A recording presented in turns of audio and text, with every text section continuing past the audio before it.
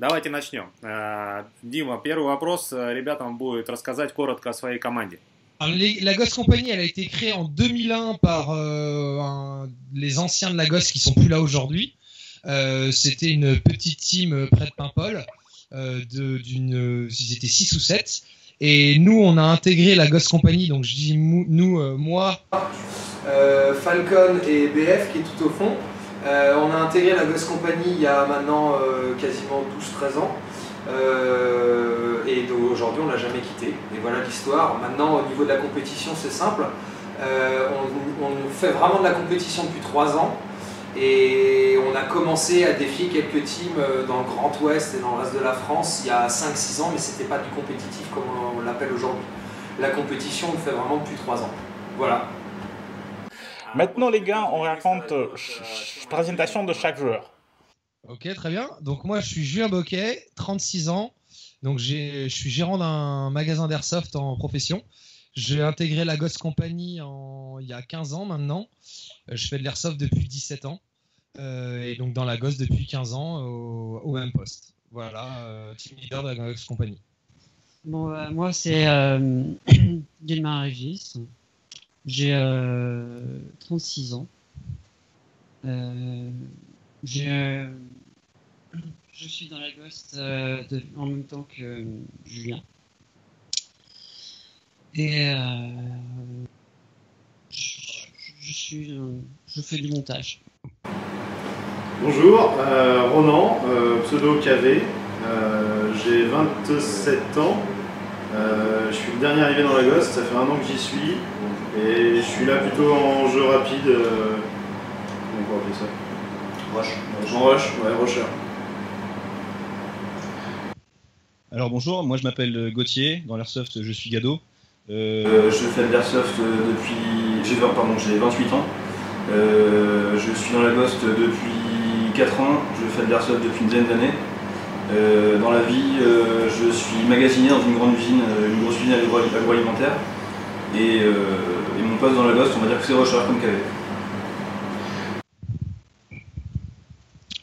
Alors moi c'est Thomas, alias Black Falcon ou BF pour faire plus court.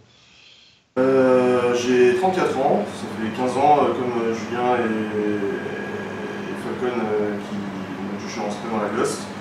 Dans la vie je suis ouvrier serriste dans les serres de tomates. Et mon poste dans l'équipe c'est assaut, rush, polyvalent. C'est qui le plus, comment dire, furieux dans l'équipe? C'est qui avance en première? Faut être chez moi. Pourquoi? Parce que j'aime être en avant et j'aime surprendre mes adversaires en étant le plus loin possible, le plus face à eux et le plus proche d'eux. Au Battle Arena en Finlande, il y aura plusieurs places qui seront cachées et vous pouvez avancer par cet endroit en toute discrétion. Et vous pouvez bien surprendre vos adversaires. Est-ce que c'est vrai que votre équipe en appelle actuellement la meilleure équipe d'airsoft sportif de France? Oui, actuellement on est considéré comme tel puisque toutes les équipes qu'on a rencontrées, on a gagné quoi. Pourquoi vous êtes tellement bon quoi dans l'airsoft sportif? Alors, aujourd'hui, je vais démarrer par le début. Il y a 4-5 ans, on a commencé à faire des défis d'équipe. On allait sur le terrain des autres joueurs. Et souvent, sur ce mode de jeu-là, sur les OP, sur un jeu traditionnel, on essayait de jouer la gagne, comme on dit, et d'essayer de gagner. Ça plaisait pas à tout le monde, mais sur cette période-là, déjà, on gagnait très très souvent. Depuis qu'on a fait de la compétition, donc au niveau de tous nos matchs enregistrés au sein de la fédération, on n'a jamais perdu, on n'a jamais perdu un match. Avant que la FAS existe, on a perdu une fois sur un tournoi, mais voilà, on n'a jamais depuis 2 ans et demi là maintenant, on n'a pas perdu un match. Ce qui fait qu'on est les meilleurs aujourd'hui en France sur le mode compétitif. Hein. Après, c'est sur d'autres modes de jeu. On peut serez tamé, puis ça peut être, ça va dépendre des règles. Mais aujourd'hui, ce qui fait la force du groupe, c'est l'ancienneté au niveau des joueurs entre nous. Là, sur le tournoi de Battle Arena pour les qualifications, on a rencontré de très bons joueurs. En championnat de France, on a rencontré la Ebola Star qui a de très bons joueurs. Mais en termes de groupe, ça joue individuellement. Alors que là, je vais prendre l'exemple de Battle Arena pour les qualifications. BF, à plusieurs reprises, me couvrait sans que je lui demande. Donc, on gagne énormément de temps par l'absence de communication, puisqu'on répète des gestes depuis très longtemps. Je sais par instinct qu'il va prendre à gauche ou à droite. Je sais au niveau du bruit de la réplique si Gado est out, si Gado continue, notre rusher qui tire beaucoup en se déplaçant, s'il arrête de tirer, c'est que ça va m'alerter. Voilà, on se connaît tous très bien. Et puis après, il y a un état d'esprit qui est au sein de la compétition que je trouve que beaucoup d'équipes n'ont pas en fait. Ils essayent de jouer comme des militaires. Donc ils vont prendre beaucoup plus de temps à essayer d'être trop prudents. Et nous, on va avoir la juste mesure. Une équipe qui va nous foncer dessus, on va se fixer et elle va rentrer dans nos billes. Et une équipe qui va être trop lente, on va la prendre de vitesse, on va lui rouler dessus. Est-ce que vous passez le temps pas uniquement sur l'Airsoft, mais est-ce que vous avez une cohésion d'équipe en dehors d'Airsoft? Qu'est-ce que vous faites en dehors d'Airsoft ensemble si vous faites ça? À peu près tout. On est d'abord des amis en fait, avant d'être des airsofters. Ce qui, je pense, c'est une force par rapport à beaucoup d'équipes qu'on voit, où ils se connaissent très peu. Alors que nous, on fait nos soirées ensemble, on fait des repas, ainsi de suite. On joue aux jeux vidéo ensemble, on fait plein de trucs ensemble. En fait, on est des amis avant tout d'être des airsofters. Et l'équipe d'Airsoft, du coup, marche bien à cause de ça. Est-ce que vous avez déjà fait des compétitions à l'étranger? Alors, pour le parcours qu'on a, pour l'instant, on n'a fait que du national. Et ça fait, depuis que Battle Arena existe, que je me bouffe, que toute l'équipe essaye de trouver une solution pour avoir un sponsor. Parce que l'équipement, il n'y a pas de problème, 5, 6 000 euros, 7 000 euros, il n'y a pas de problème. Des déplacements répétés plusieurs fois dans l'année en Europe ou au dehors, c'est trop cher. Sans sponsor, c'est trop cher. Connaissez-vous d'autres équipes d'Airsoft, de ce type d'Airsoft sportif étrangers? Est-ce que vous communiquez avec d'autres équipes étrangères et qu'est-ce que vous connaissez voilà. Alors, récemment, j'ai discuté avec 2 équipes américaines. Alors, c'est tout récemment, c'était il y a 2 jours. Donc, j'ai discuté avec 2 équipes américaines qui m'expliquaient que l'airsoft compétitif, donc là-bas, ça s'appelle vraiment le speedsoft. Tout le monde utilise le terme speedsoft. Et ça explose depuis. Alors, les 2 équipes étaient côte Est. Comme vous doutez, ils ne savent pas ce qui se passe côté Ouest. Donc, je ne sais pas à l'échelle américaine, mais en tout cas, ça a l'air d'exploser depuis 2 ans. Donc, ces équipes-là me disent venez, mais à nos frais. Donc, sans sponsor, ça va être compliqué. L'équipe italienne, il y a une équipe italienne où il y a un championnat italien qui nous ont invités, encore une fois, à nos frais. Mais par contre, c'est pour cette année. Donc, sur l'année 2018, on envisage l'Italie et l'Angleterre. Mais quand je dis envisager, on est à 90% sûr de faire Italie et Angleterre, où on va rencontrer des équipes qui souhaitent un vrai défi. Je ne sais pas encore si ce sera un tournoi ouvert ou si ce sera un tournoi fermé.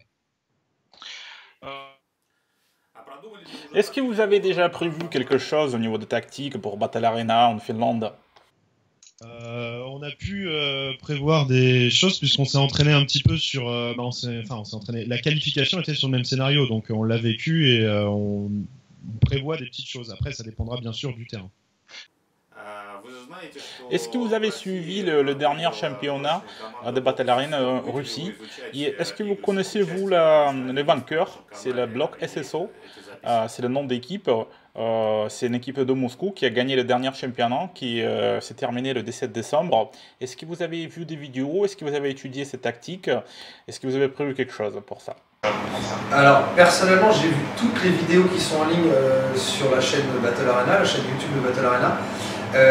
Les finalistes, les sélectionnés pour Battle Arena en Finlande, russes, j'ai suivi un match, j'ai pu voir ce qui était disponible seulement. J'ai pas beaucoup d'informations, notamment j'ai été déçu de ne pas avoir une page Facebook de leur équipe. Je suppose que ça doit être écrit en cyrillique dans votre alphabet, donc ça va être compliqué à trouver. Mais ça, j'ai pas trouvé. En revanche, j'ai vu un match en vidéo. J'ai vu surtout les scores et j'ai beaucoup étudié étudié les vidéos en mettant des ralentis, etc., en essayant de comprendre la mécanique du terrain. Visiblement, le terrain sera quasiment identique, mais bien que là, il y a des passages souterrains, etc., donc ça embrouille un peu. Mais on a un entraînement prévu. C'est, comme il a dit tout à l'heure Gado, Cavé, c'est le terrain qui décide tout. Et ça sera vendredi qu'on va vraiment savoir où on en est. Voilà. La police en Finlande, en Battle-Arena en Finlande, à côté des polices, ils ont un rond de bouclier. Est-ce que vous pensez de l'utiliser? Alors, on a essayé le bouclier aux qualifications. Le bouclier est très lourd et là, je pense qu'il y a une divergence d'opinion parce que j'ai remarqué que, enfin, vous confirmez, il va confirmer, je sais pas, mais j'ai bien compris qu'en Russie, comme beaucoup dans les pays de l'Est, vous pratiquez un airsoft un peu milsim. Et nous, dans notre esprit, le bouclier avec le poids qu'il fait, c'est un joueur en moins, c'est complètement inutile.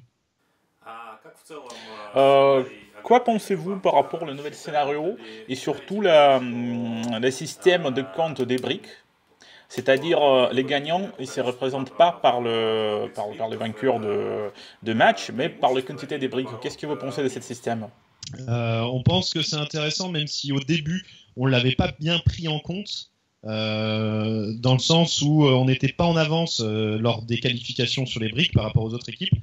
On a rattrapé notre retard sur la dernière partie, mais même si effectivement les briques vont faire la différence en cas d'égalité, si tous les matchs sont gagnés, peu importe le nombre de briques. Ou alors je me trompe, hein, mais si j'ai bien compris, nous on a gagné tous les matchs. Donc en fait, même sans le nombre de briques, c'était bon. Oui, mais en fait, on parle de conception. Qu'est-ce que vous pensez de conception? Par contre, c'est intéressant parce que justement, faut aussi viser le résultat en briques, quoi. Ce qu'on n'a pas forcément fait au début. Est-ce que vous avez déjà testé le système de fixation des marquages de touches électroniques? Je disais, on n'a jamais vu encore, on n'a jamais pu utiliser ce système, c'est une super idée. Après, on attend de le voir vraiment en fonction pour voir qu'est-ce que ça donne. Comment ça se passe en France au niveau des Highlanders? J'imagine que c'est un peu comme partout, on en a aussi, beaucoup. Donc après sur la compétition, c'est justement pour ça on s'est vraiment tourné dessus, parce que pour toutes les compétitions qu'on a fait, on n'en a pas eu. Les joueurs sont vraiment super réglo, après les arbitres qui sont autour jouent forcément dessus, mais du coup c'est vraiment bien. Je précise la réponse, parce que j'ai cru comprendre ce qu'il demandait. En Russie, là, en Russie, vous avez opté pour un système électronique. Moi, s'il est fiable, je trouve ça génial. Maintenant, j'espère que la bille derrière la tête, sous l'aisselle, entre les jambes, elle sera comptabilisée et que le système électronique sera sans faille. Parce que voilà, il faut que le tir aille au but à chaque fois. Et nous, en France, sur 10 joueurs, on a en moyenne sur les tournois 6 arbitres. Et s'il y a une triche, l'équipe est disqualifiée. Toute l'équipe est disqualifiée. Donc moi, je triche, j'élimine toute la gosse compagnie. Donc ça évite la tricherie. Je trouve que c'est en foot, un carton rouge, c'est toute l'équipe qui est éliminée du. Je vais vous présenter le dernier gosse. Vas-y, méthode.